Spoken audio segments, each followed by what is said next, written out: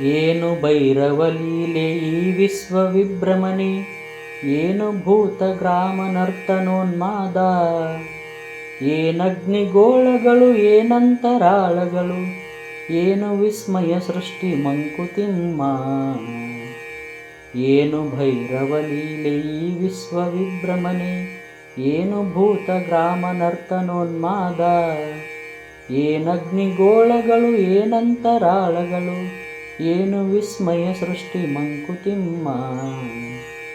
ಆತ್ಮೀಯರೇ, ಈ ಕಗ್ಗದ ಭಾವಾರ್ಥ ಹೀಗಿದೆ. ಏನು ಈ ಭೈರವನ ಲೀಲೆ, ಈ ವಿಶ್ವದ ಎಡೆಬಿಡದ ತಿರುಗಾಟ, ಈ ವಿಶ್ವವನ್ನು ನಿರ್ಮಿಸಿದ ಪಂಚಭೂತಗಳ ನರ್ತನದ ಆವೇಶ ಎಂತಹುದು, ಏನು ಅಗ್ನಿಯ ಉಂಡೆಗಳು, ಏನಿದರ ಅಂತರಾಳ, ಎಂತಹ ಅದ್ಭುತ ವಿಸ್ಮಯ ಈ ಸೃಷ್ಟಿ.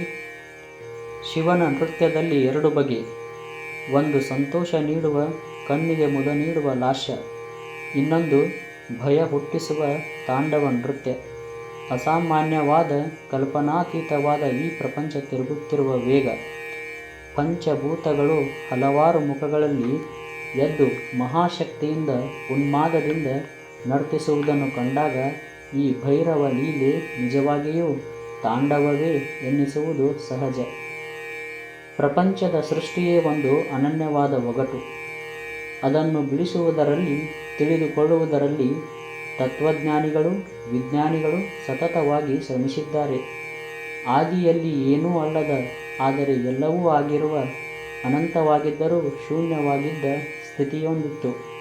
ಅದು ಶಕ್ತಿ, ಶಬ್ದ, ಬೆಳಕು, ಘನ, ದ್ರವ, ಅನಿಲ ಇದಾವುದೂ ಆಗಿರಲಿಲ್ಲ. ಅದನ್ನು ವಿಜ್ಞಾನಿಗಳು ಕಾಸ್ಮಿಕ್ ಎಗ್ ಎಂದು ಕರೆದರೆ, ಉಪನಿಷತ್ತುಗಳು ಅದನ್ನು ತತ್ ಎಂದು ಕರೆದವು. ತತ್ ಎಂದರೆ ಅದು ಎಂದಷ್ಟೇ ಅರ್ಥ. ಮನುಷ್ಯನ ಚಿಂತನೆಯ ಇತಿಮಿತಿಗೆ ನಿಲುಕದೇ ಇರುವುದರಿಂದ ಅದನ್ನು ತತ್ವ ಎಂದರು. ನಂತರ ಬಂದ ಪುರಾಣ ಸಾಹಿತ್ಯಗಳು ಆ ತತ್ವವನ್ನು ಸಾಮಾನ್ಯ ಜನರಿಗೆ ತಿಳಿಸುವುದಕ್ಕಾಗಿ ಅದನ್ನು ಪರಬ್ರಹ್ಮ, ಪರಶಿವ ಅಥವಾ ನಾರಾಯಣ ಎಂದೆಲ್ಲ ತಮ್ಮ ಕಲ್ಪನೆಯ ಆಧಾರದಲ್ಲಿ ವಿವರಿಸಿದರು. ಮಹಾಸ್ಫೋಟದಲ್ಲಿ ಈ ಮೂಲತತ್ವ ಸಿಡಿದು ಬೆಂಕಿಯ ಗೋಳಗಳಾಗಿ ಗರಗರನೆ ತಿರುಗುತ್ತಾ ಒಂದರಿಂದ ಒಂದು ದೂರ ಹೋಗತೊಡಗಿದವು. ಬೆಂಕಿಯ ಉಂಡೆಗಳು ದಿಕ್ಕು ದಿಕ್ಕಿಗೆ ತಿರುಗುತ್ತಾ ಮತ್ತೆ ತಾವೇ ಸಿಡಿದುಕೊಂಡು ಹೊಸ ಬೆಂಕಿಯ ಗೋಳಗಳನ್ನು ಸೃಷ್ಟಿಸುತ್ತಾ ಸಾಗಿದವು. ಸಹಸ್ರಾರು ವರ್ಷಗಳ ನಂತರ ಸಾವಿರಾರು ವರ್ಷಗಳ ಕಾಲ ನಿರಂತರವಾಗಿ ಬಂದ ಮಳೆಯಲ್ಲಿ ತಣ್ಣಗಾಗಿ ಗ್ರಹಗಳಾದವು.